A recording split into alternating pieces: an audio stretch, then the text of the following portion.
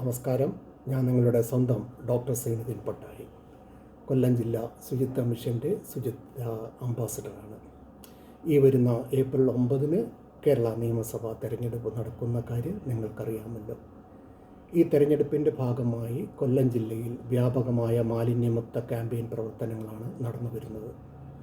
നമ്മുടെ ജില്ലയിൽ മാത്രം ഈ തെരഞ്ഞെടുപ്പിൻ്റെ ഭാഗമായി ഏകദേശം 500 ടണ്ണോളം മാലിന്യം ഉണ്ടാകുമെന്നാണ് കണക്കാക്കപ്പെടുന്നത്.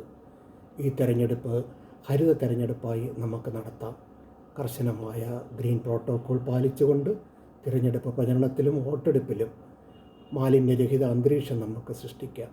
തെരഞ്ഞെടുപ്പ് പ്രചരണത്തിന് ഉപയോഗിക്കുന്ന ബോർഡുകൾ, ബാനറുകൾ, ഹോർഡിങ്സുകൾ, പോസ്റ്ററുകൾ, കമാനങ്ങൾ, ചുവരെഴുത്തുകൾ, സ്റ്റിക്കറുകൾ തുടങ്ങിയവ നിർമ്മിക്കുന്നതിന് PVC flex, polyester, nylon, Korean cloth, plastic കോട്ടിങ്ങുള്ള തുണി അടക്കമുള്ള പ്ലാസ്റ്റിക്കിൻ്റെ അംശമോ പ്ലാസ്റ്റിക് കോട്ടിങ്ങോ ഉള്ള പുനഃചക്രമണം സാധ്യമല്ലാത്ത എല്ലാത്തരം സാമഗ്രികളും ഉപയോഗം പൂർണ്ണമായി ഒഴിവാക്കി മലിനീകരണ നിയന്ത്രണ ബോർഡ് സർട്ടിഫൈ ചെയ്ത റീസൈക്ലിംഗ് ചെയ്യാവുന്ന പോളിയെത്തിലീൻ, 100% കോട്ടൺ തുണി ബാനറുകൾ എന്നിവ മാത്രം ഉപയോഗിക്കാം. ഈ മഹത്തായ ലക്ഷ്യത്തിനു വേണ്ടി കൊല്ലം ജില്ലാ ശുചിത്വ മിഷൻ നടത്തുന്ന പ്രവർത്തനങ്ങൾക്ക് നമുക്ക് കരുത്താകാം. ഗ്രീൻ പ്രോട്ടോക്കോൾ പാലിക്കുന്നതിൽ വീഴ്ച നേരിട്ട് ശ്രദ്ധയിൽപ്പെട്ടാൽ വിജിൽ ആപ്പ് മുഖേന നിങ്ങൾക്കും പരാതി അറിയിക്കാവുന്നതാണ്.